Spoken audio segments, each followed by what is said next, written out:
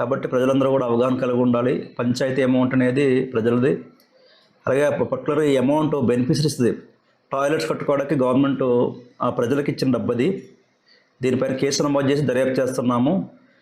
నేరంలో involve ప్రతి ఒక్కరిని కూడా అరెస్ట్ చేసి ఫైనల్ చేస్తామని చెప్పేసి ఈ సందర్భంగా తెలియజేస్తున్నాను.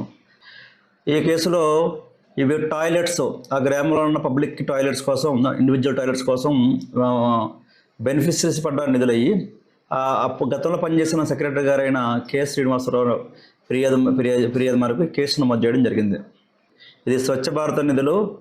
స్వచ్ఛ భారత నిధులు అంటే పర్టికులర్ దేనికోసం అంటే ప్రతి ఇంటికి కూడా టాయిలెట్ మరుగుదొడ్డి ఉండాలనే ఉద్దేశంతో ప్రభుత్వాలు ఈ యొక్క స్కీమ్ పట్టుకొచ్చి దాని ద్వారా ప్రతి ఇంటికి మరుగుదొడ్డి శాంక్షన్ చేసి సుమారుగా ఒక 50 లక్షల రూపాయలు ఆ బ్యాంక్కి, పంచాయతీ అకౌంట్ యొక్క బ్యాంక్కి అకౌంట్కి ట్రాన్స్ఫర్ చేయడం జరిగింది.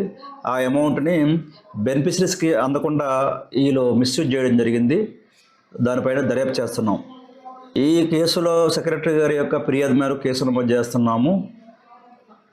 ప్రైమరీ ఎంక్వైరీ ప్రకారం ఇతను ఎవరైతే ఫ్రాడ్ చేశాడో, ఈ అవుట్సోర్సింగ్ ఎంప్లాయీ కంప్యూటర్ ఆపరేటరు, అతను సుమారుగా 16 మంది అకౌంట్స్కి ఆ అమౌంట్ని ట్రాన్స్ఫర్ చేశాడు.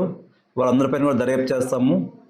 దర్యాప్తుని యొక్క సారాన్ని బట్టి చట్టపరమైన యాక్షన్ తీసుకుంటామని చెప్పి తెలియపరుస్తున్నాం.